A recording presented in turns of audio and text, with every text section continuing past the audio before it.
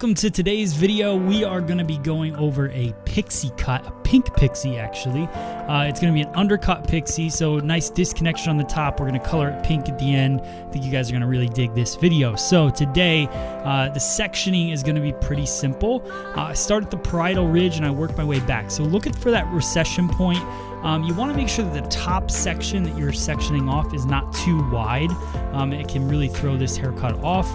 Also, you're trying to make some texture live on top of the head. If you go too far down on the parietal ridge, then hair will start hanging over in the final look. So a nice rectangular shape goes right down to the middle of the crown area, and we section off that top. Now I'm using the Paul Mitchell Pro Tools Express Ion Dry. It's the Turbo Light dryer. So it's a brand new dryer from Paul Mitchell. I'm going to use this to blow dry the bottom portion of the head. So after you shampoo, I always like when I go in with my clippers not to go in with the wet hair.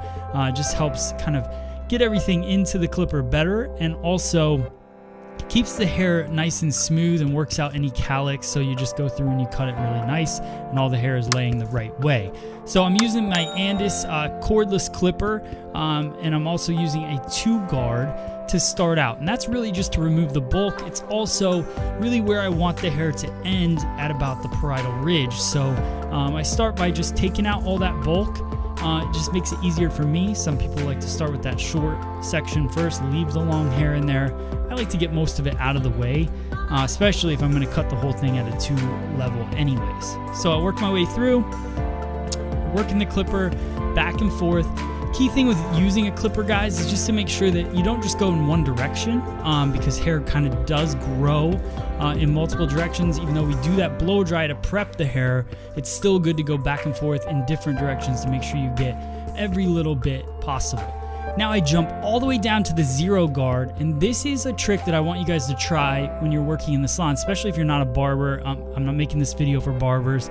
If you are a hairdresser and you're not used to using clippers, going in using your highest clipper first, take the bulk out, then go in with your lowest clipper and draw your line around the head shape. This is something I've really been working on. I have had some barber friends come in and film some videos, so I learned some things. I really like working with my lower guard all the way, creating that line and really just drawing an outline of where I want the shadowing to be in the haircut.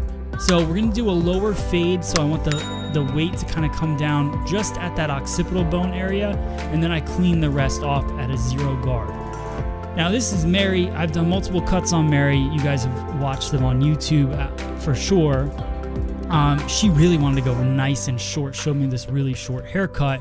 So I thought it was really cool being able to go in and try out those fading techniques. So now I jump to a 1-guard, and that 1-guard is going to be fully open. So you'll still see a line following the ridge of the head, but you notice that that line really hugs the head shape, and that's what you want, because you want to really accent what her head shape is. So I work my way through there, 1-guard fully open. You'll still see that line because we're going from a 0-guard to a 1-guard open. So there is going to be a little bit of shadowing in there. So I work my way through. Then I'm going to go in with my YS Park barbering comb. This is available on Free Salon Education. I believe it's the 2... Actually, I don't remember the number. But just look up barbering combs on Free Salon Education. You can see this one on there. I use this for my clipper over comb, so I completely close the blade on the clipper, and I go through and I just take away some of that shadowing with that. That's my personal preference. You could do it with a guard as well. So now, cleaning it up. I got this, picked this up at the last hair show I was at in Philadelphia, at the Andis booth. So I paid my own money for it. But I do really like this trimmer. So I like it. I like a T-trimmer for all the detail work. It cuts really nice. It's got lots of power, and it's cordless. I like working with cordless tools. So now I wet down the top of the head. This is where the haircut, to me, gets interesting, right? So, and this is where I think a lot of people have challenges. We're gonna make a lot of movements on the top of the head. So really make sure you stay focused. Don't worry about pausing it, rewinding it, and really watching the sectioning that I'm taking. So this first section that I take it right at the crown, and then I comb everything down. This is really where that cowlick area is, and what I wanted to do is create a line. Now I'm trying to get a little more creative with this cut, so what I'm going to do is create a stationary guide. The haircut's going to flow to the right hand side, So I'm taking diagonal forward partings and I'm over directing them to that stationary guide. And what that's going to do is push more length towards the right ear, right? So you'll start to see that line kind of unfolding. So I just keep taking diagonal forward partings, bringing them over and cutting it in my fingers palm to palm.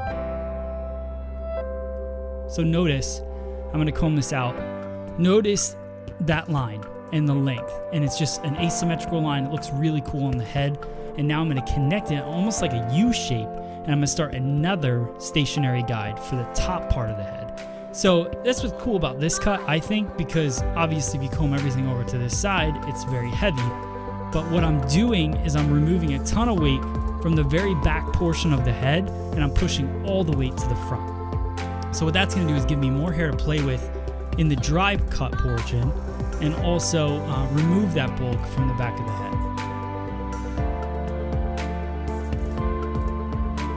Also, I should mention the scissor that I'm using is my new scissor that just came out.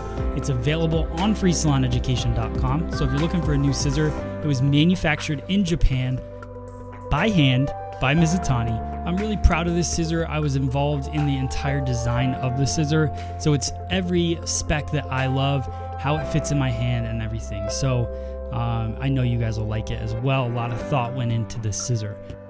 All right, and just finishing up, everything still keeps coming over to that stationary guide, and now you can see that weight buildup. That's not an attractive look, but that's not how she's gonna wear it. She's gonna wear it off to the complete other side, so that's where that weight will go away. Now, I'm gonna connect this line all the way down to the front forehead area. So I just comb everything over, and I keep bringing it over to me until I run out of hair, so that there's no hair that will reach to this side.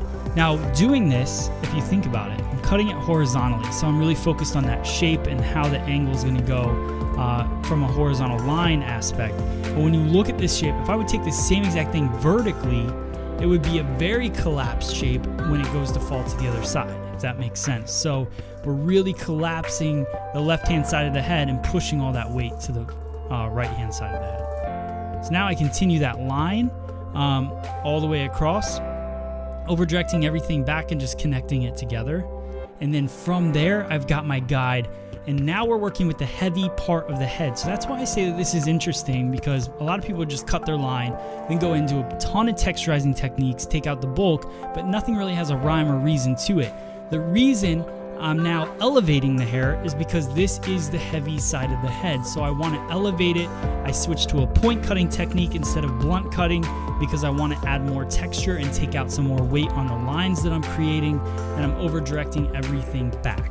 So I do that, I blow it dry, and then what I'm going to do is go in and color it, and then when I rinse out the color and I blow it dry one more time, then we'll go in and do our dry cutting technique. So we're using Paul Mitchell Pop XG. It's a fantasy color. I mixed pink and red and hot pink, and like I mixed tons of peach all together. We wanted to make a pink color that just was a little earthier looking, so it wasn't just like a really bright fantasy color. It was a little bit softer, so I think you guys will like the end result.